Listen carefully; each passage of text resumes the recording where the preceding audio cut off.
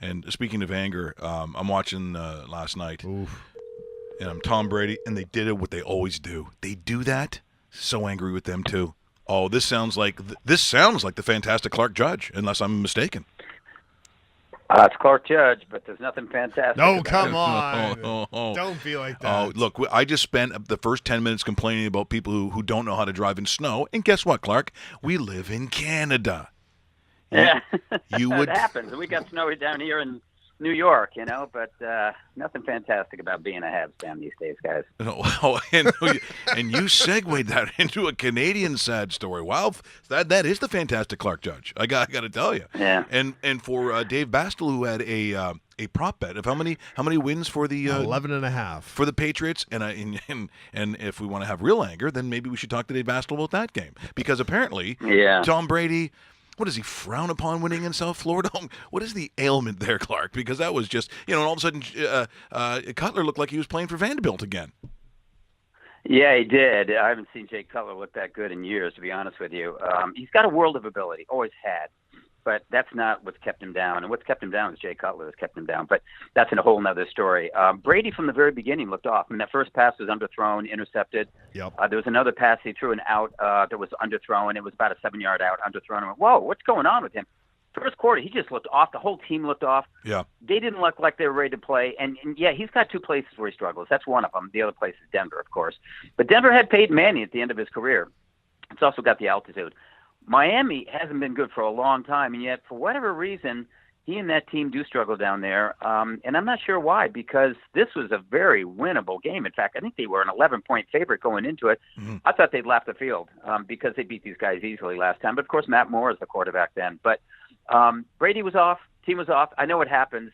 Not supposed to happen in December for these guys. And for the first time this season, Tom Brady looked 40. I mean, he looked like an old quarterback who was struggling. He missed some open passes. And he was underthrowing some, and then that deep ball to Chris Hogan, I thought, if that had been someone else, someone with some jets, that would have been caught. But that's the way it goes. Did he miss Gronk? Yeah, but Gronk wasn't the difference there. They all had off days, and as I said, that's not like them. But we'll see what happens in Pittsburgh. I like their chances. They never lay an egg 2 games in a row. He doesn't.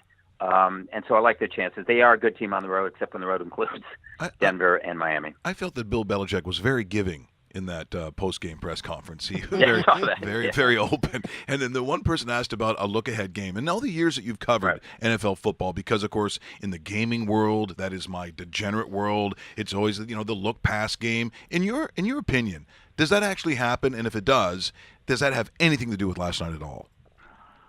I don't think it really happens, no. I mean, I had somebody tell me one time, as a player who was a very good player, I'd written something before the game about what was coming up, basically saying this team should be able to win this game blindfolded. And the coach went berserk and really sort of froze me out that week. And the player pulled me aside and said, do you actually think we think about those things when we're on the field? We don't. All we think about is what is ahead of us. I think about the guy on the other side of the line of scrimmage. I want to beat him. It's a competitive edge. I'm not thinking the next week.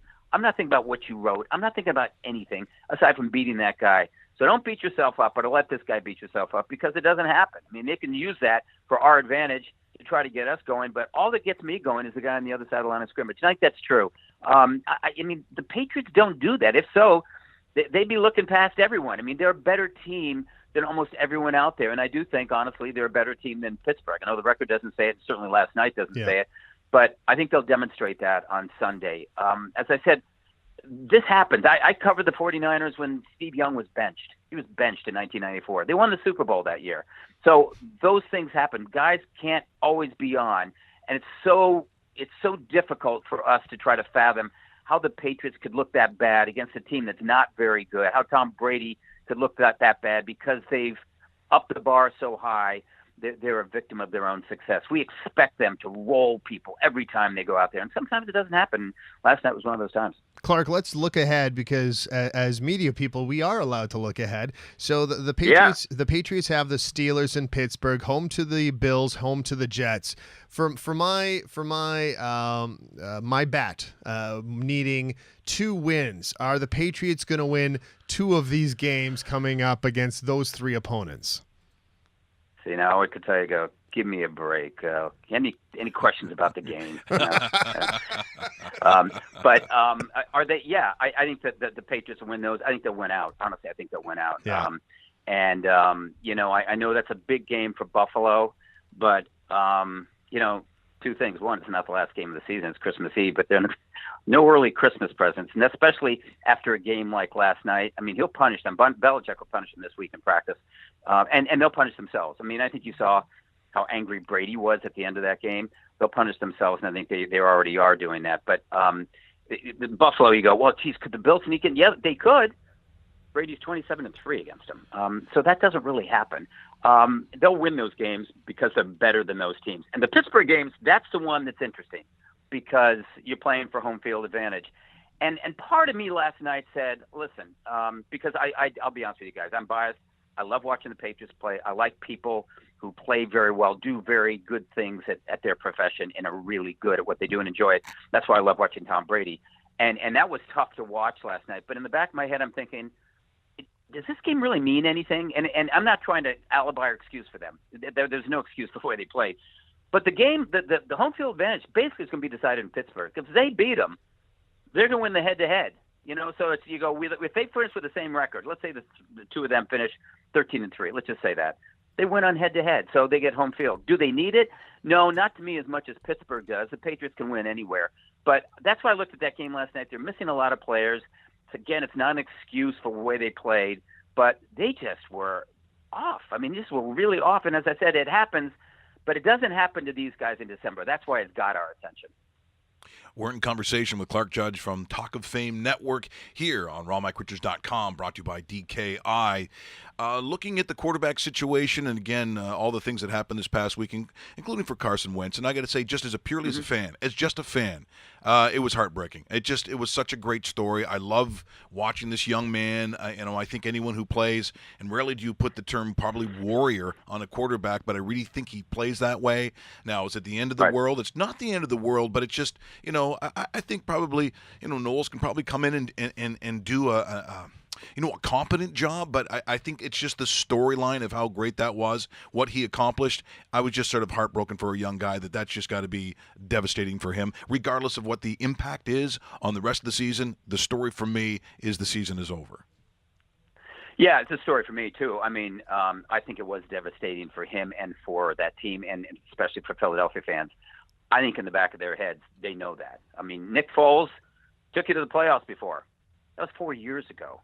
And there's a lot of water under the bridge since then. He comes back, and you say, well, he took us to the playoffs. Well, A, that was 4 years ago. B, he didn't win a playoff game. And C, he's the backup. As the backup, he can't be as good as the starter. The starter's an MVP candidate. He's the backup. He's been on the bench. Now, is this Jeff Hostetler waiting to happen in 1990? I don't think so. And Phil Simms broke his foot, I think it was, in the 15th game of that season. Hostetler came in, and he didn't lose. But you don't have LT and the Giants' defense on the other side. Their defense is pretty good. The Eagles' defense is pretty good. But the Rams poked a lot of holes in it. And in all fairness, Nick Foles didn't win that game last week, although he played competently. It was the strip sack of Jared Goff, that led to the game-winning field goal. So Philadelphia's a good team. They were the best team before that happened. They're no longer there. The rest of the pack now, to me, has joined them. The NFC is up for grabs. I wouldn't make them a favorite. At this point, I'd make them a long shot, just for that one injury. And I think the stat that jumps to mind is I think it was at third down pass, Wentz has 23 touchdowns, no interceptions. Wow. I mean, that's what you want. And going back to the Patriots last night, that's what you don't see from Brady. 0 for 11 and third downs. Whoa. I mean, that's not like him or the Patriots. But the fact of the matter is he can make that much of a difference, and that's what Tom Brady does and Peyton Manning does. The quarterback can make that much of a difference. Nick Foles is going to struggle, to me, to get them deep into the playoffs. And so I look at Minnesota, Carolina, the Rams, the Saints. Who's going to get it? And I'll tell you what, if the Minnesota or the Saints get home field advantage, and especially Minnesota, I look at them and say, those are the teams I want, because dome teams on the playing side are very good in conference championship games. And keep in mind with the Saints, they've got a quarterback who's been to the Super Bowl and won a Super Bowl. That's the difference between them and Minnesota. However, Minnesota's got a defense that's far superior than New Orleans. Even though New Orleans' defense is better, And I think the team we're probably neglecting and may need to spend a little more time talking about is Carolina. They're sneaking up on everybody, and they also have a quarterback who's been to the Super Bowl. Yeah, didn't win it, but he's been there. And wants to make good on that, too. We're in conversation with Clark Judge, Talk of Fame Network, joining us. So the Chargers win, the Chiefs win, and now the two of them meet this weekend in Kansas City. I think I know who you want to win that game because I'm on board as well, but who's going to win that game? I don't really want either to win, but I did cover the Chargers for 10 years. But I'll be honest with you. I mean, it broke my heart when they left San Diego. Yeah, you know, it really did. And I listen. I covered the Colts when they left Baltimore. I wasn't covering the Chargers when they left San Diego, but I went back there for the last mini camp, and it was tough to see. And I know it ripped the soul out of that city. I mean, it was tough. But anyway, I think the Chargers are the better team.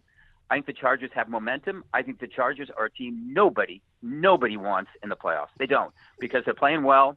They've got defense. They can run the ball. They've got playmakers galore on the outside. Keenan Allen, God, the last month he's been on fire. Yep. But they've got a quarterback who's really, really good. And I guess in the back of my head and probably in the bottom of my heart, that's why I would, if you put a gun to my head, say, yeah, I'd like the Chargers win. It's for Phillip Rivers. Phillip Rivers we've talked about this. I love the guy. I love watching him. I love being around him. Great interview, great guy, on or off the field.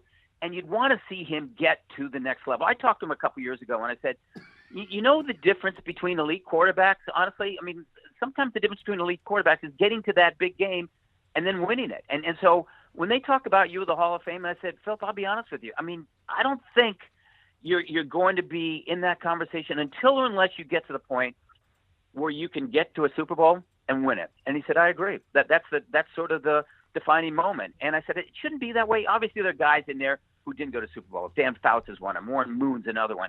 But and there are guys who didn't win them. You know, Dan Marino's another one. He went to one, he didn't win it. But Rivers would have to sort of draw attention to himself, and he could do that now. The window's closing, but he's playing well, and more people need to see how good a player this guy is. He hasn't made a turnover or an interception in the last 4 weeks. He's getting protected. They said he's protected by the offensive line, the run game, and the defense. Those are things he hasn't had before. I'd like to see him get there. If they didn't, it may be for the right reasons. Kansas City is a very good team. Alex Smith, another guy it's easy to root for. But San Diego, the Chargers have the momentum right now, and I do think they're one of the best teams in the AFC. And if they don't get in, it'd be a travesty because they could cause a lot of trouble. Now, you know, again, it's sort of quarterback-centric, but I think at this time of year there's a reason for that. And so if you're a Green Bay fan, you know, there's a part of you that probably really thinks that you want to see Aaron Rodgers, but as an organization, you know, considering they have to play the Panthers, is it worth the risk? And are we going to see the possibility of a return? And it could possibly be a one and done, I guess, if you figure you can get in. But what's the reality of Aaron Rodgers really playing? Oh, I think there's a good chance. I mean, I've heard reports that he looks great in practice. He wants to come back. I saw him throwing before the game last week. Of course, that's just throwing the ball around. But I think he does play. I think he does play. And I think if there's any chance of them making the playoffs, he does play, and for the right reasons. They want to get to the Super Bowl. They're not getting there with Brett Hundley. They could get there with Aaron Rodgers. But still, let's just say they were on the table, and they could. He's done that before. It'd be very tough for them. I mean, the NFC is so top-heavy. It'd be very tough to crack that upper echelon. But I do think he does play. He's such a difference maker. I thought at one point this season, when he comes back, there's no point in him returning because they'll be out of it. Well, Brett Hundley saved the season for him last week. That was a remarkable effort. And I don't care whether it's against Cleveland Browns or not. It's a remarkable effort. So they've got a chance. He'd come back for the right reasons. And I wanted to say one other thing, guys, just before I forget it. I'm talking about the Chargers, you know, earlier. I'll tell you another reason I want to see them win that division. I want to see them have to host a playoff game in the StubHub Center where they can't fill a 25,000-seat arena and the city doesn't care about them, because that's what Dean Spanos deserves. And that's obviously a hostile San Diego fan. That's somebody that's why I said I'm heartbroken about them leaving. And that's a lot of San Diego people feel the same way. You know, let's see them host a game there, because that's what they, and the NFL, honestly, sort of the NFL deserves for putting them in there for 3 years, for goodness sakes. And you're going to move up there and, you know, so anyway. But, yeah, I do think Aaron Rodgers comes back this week and plays. Yeah, and we look forward to that. When we're talking about, I guess, some of those Because it's basically when you look at the AFC South between Tennessee and Jacksonville. Jacksonville now has that 1-game lead. Have the Titans just blew their biggest opportunity this past weekend with the loss, and they're basically out of this? Not yet. I mean, they could still get in there, but listen, the difference between the two teams is remarkable. Yeah. I think Jacksonville's a much better team than the Titans, and Mariota has not been playing well at all this year. And I thought he looked really bad last week. And if they don't get in, and I don't think they should get in for the right reason. It's just not good enough. I mean, who would you trust more, Tennessee or the Chargers at this point? And the Chargers may not get in. As I said, if they lose this weekend, they're probably out. In fact, I'd say they are out. But the Tennessee's just sort of flopping all over itself, and something really remarkable about that. I mean, they want to build it around the running game, but DeMarco Murray's not playing that well. He's not running that well. Henry's running well, but Mariota's more effective running the ball than he is throwing. And you look at this third season with Winston Mariota, you go, whoa, I mean, shouldn't we have been getting a lot more from those two than this? And the answer is yes. So I just feel like he's hit a wall here, and he said, I know after that game last week, I need to be better. He does. He needs to be a lot better. When we talk about the teams that are clubs that we're looking at as Super Bowl possibilities or teams that are conference heavyweights, we're talking about teams with good quarterbacks or really good quarterbacks. Brady, Roethlisberger. We're just talking about Aaron Rodgers, Phillip Rivers, Drew Brees. And so you look at Tennessee, you go, I don't know. And then your listeners say, well, what about Blake Bortles? Well, I feel the same way. I mean, Blake Bortles, I wouldn't trust him. I don't trust him at all. That's why I don't think Jacksonville's going deep. But they've got a defense that can overcome some of those things. We saw what happened in Peyton Manning's last year. Really good defense that overcame the blemishes of an aging quarterback. That could happen here, except Manning gives you the intangibles that Blake Bortles doesn't. Manning had been there before. He knows how to will a team into the Super Bowl, into the playoffs. He knows what to do and how to make the right calls and how to discern what's going on in front of you when teams are trying to confuse you. Blake Bortles doesn't. He makes a ton of mistakes. So that's a big difference. But in my mind, there's no difference here. Jacksonville, no question what happens to a Jacksonville and Tennessee. Jacksonville makes it. Tennessee probably doesn't and probably should not. Now, in Cincinnati, does Marvin Lewis, I mean, he's been close to that ownership, and they've backed him in some really difficult times. But what happens there? Because I just think that whole cycle, I mean, something has to be done because he's gone. He's gone. I mean, and it's not like they're firing him. No, I mean, this is the last year of his contract. They haven't extended it. They've done that before.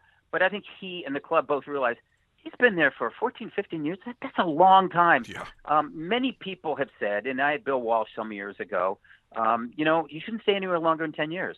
And one said that to Andy Reid, and he was in his 12th year then. And he goes, well, I'll know when the time is right. Well, it wasn't too much later that he had to leave, because what happens is either players tune you out or you kind of lose your enthusiasm. Something happens where you lose your edge, and you probably do need to change the scenery. And Marvin's a good coach. He's taken that team to the playoffs. I mean, he's done what his predecessors really hadn't, was taken into the playoffs again and again and again. Sam Weiss was very successful there. But since Sam left, nothing really happened. So Marvin get him to the playoffs, but then what? 0-7 in the playoffs. And I think he looks at it, and they look at it and say, we need to get better. A lot of levels. Talent, coaching, a lot of levels, administration. And so he'll leave, and I do think he'll probably end up in broadcasting. He's very glib. He's very articulate, smart guy. I think he'll probably end up there. He could be a defense coordinator anywhere. He could probably be a head coach anywhere. But I think that's probably at this stage of the game what he would like to do, take a step back. He's gone through a lot there, guys. I mean, there's been a lot that's happened over the years in Cincinnati, and I know you know it as well as I do, tragedies, off-the-field situations, suspensions, things like that. And he's dealt with it very well. I've got a lot of respect for Marvin Lewis and what he's done there. But I think he just walks away. They just simply say, Marvin, how do you want to do this? He goes, I'm just going to say, I really don't want to coach anymore. And I think that's what happens. They get a new coach. Got to ask, Giancarlo Stanton, I mean, this has to be, was that big in the household? Yeah, it was.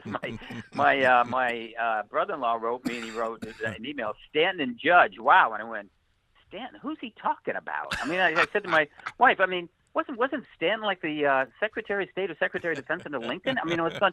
I had no idea what you're talking about. And I looked and I went, oh, my God, they're getting Stanton. Now, I'm from a minority point of view in that I'm old school baseball, so I looked down and went, I don't like the addition of so many sort of big hitters. I like the small ball. I like guys who run, singles, doubles. I don't like guys who strike out a lot, which means, my sometimes nephew, sometimes not, Aaron Judge. When he's hitting, he's my nephew. When he's not, I don't know who he is. But baseball is such a different game now. And I heard, I think I mentioned this before, Paul O'Neill once say, and I agree with him, the beauty of baseball is when it's played between the lines. And I think he's absolutely right. And he goes, it's not played between the lines anymore. It's all home runs and strikeouts. And I think he's right. And as an old school guy, I don't like that part of the game. I like the hit and run, stealing bases, forcing the opponents to throw to the extra base, take the extra base. If you're out, but that's okay. Make that player force him to make that play. And I love that about baseball. I think it's a great game. I could watch baseball forever, and I do in the summertime when the Yankees are playing. But there's no question. It's a good move for them. It'll put people in the stands and that sort of thing. But they need to concentrate on pitching too. I mean, they need to get some pitchers. But having him and Judge in the middle lineup, Greg Bird at first base, woo! You got hitters all around. Maybe if you can teach the catcher to catch the ball some, that'd be nice. Yep, Gary Sanchez. You can find out somebody who can catch. But in any case, big news. I like it. The Aaron Boone situation, I think it says, okay, let's wait and see. Someone said last night on TV, of course it was ESPN, what a great move. Well, how do you know it's a great move until he manages? We don't know how good a manager he'll be. Let's see how it goes. So, it's a long way of saying I'm conflicted, but and I guess if you like it, I like it because he'll hit home runs and he'll put people in the stands and hopefully they'll win more games. That's the bottom line. If they win more games, I love it. Well, I think we'll hear a lot of "it is long, it is far." Yeah. I think we'll hear a bunch of those, and I'm never short on that because I love something that rhymes with Stanton. You guys are lucky that you don't have to listen to the radio calls every day when we didn't have when our internet went down here. We had John Sterling and Susie Waldman all the time. I had to listen to the radio, and his home run calls are I love his home run calls. But the rest of the commentary, no. it's not Primero stuff. It can be tough to listen to. I'd rather watch them with the sound down. Hey, Clark, thanks so much for joining us here today. We always appreciate the time, and we'll talk to you again real soon. You got it, guys. Thank you. That is Clark Judge, the Talk of Fame Network. What? We just become best friends? Yep.